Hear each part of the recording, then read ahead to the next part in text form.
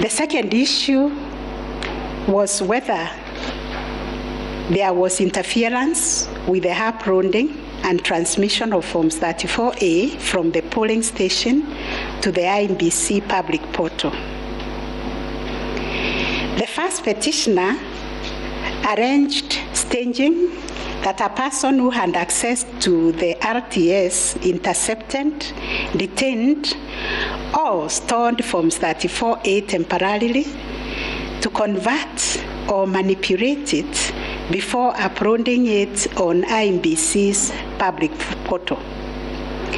It is arranged also on 11th August 2022, IEBC dumped over 11,000 Forms 34A on the public portal between 11 to 11:09 hours.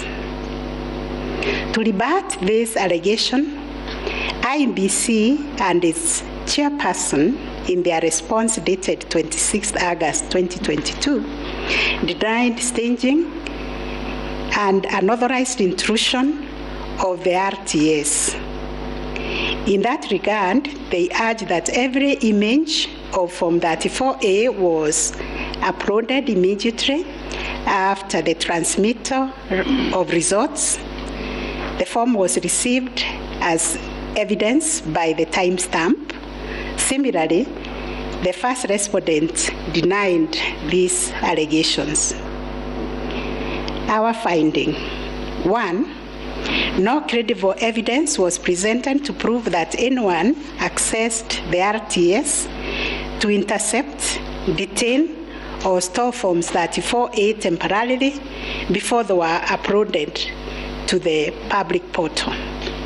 The allegation that 11,000 Forms 34A were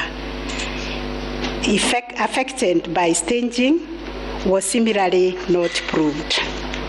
2, the allegation that IEBC, its officials and strangers used a tool to tamper with the Forms 34A before converting them to the portable document format, that is PDF, that eventually appeared on the public portal, was sufficiently explained when IEBC demonstrated how KIMS captured and transmitted the image of Form 34A. Accordingly, we dismiss that allegation. 3, during the ICT scrutiny, it turned out that the transmission logs produced in the affidavit of Justice Nyangaya were of no probative value.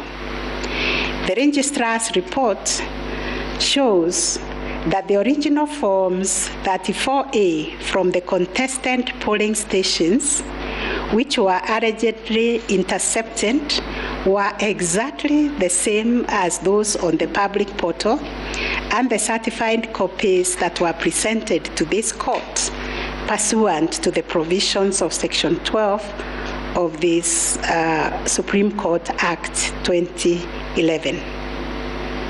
4, regarding the allegation that the integrity of the public portal was compromised, this was disproved by evidence of consistent attributes such as unique timestamps, uniform PDF conversions at the polling stations, correct polling station mapping, and consistent KIMS reporting from verification to transmission of results.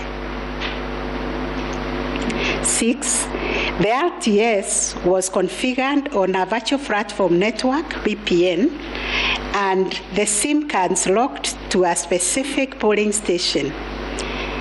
The server was also configured to accept results only from authorized and properly mapped KIMS kits. In our view, the petitioners failed to produce credible evidence to the contrary.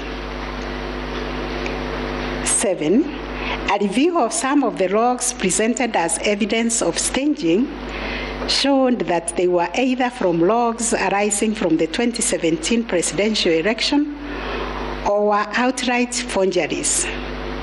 In our considered view, there was no evidence of a man in the middle server configured to the IEBC's VPN network, and no evidence was produced to show that the chairperson of IEBC and staff were part of the arranged conspiracy to stage the transmission process.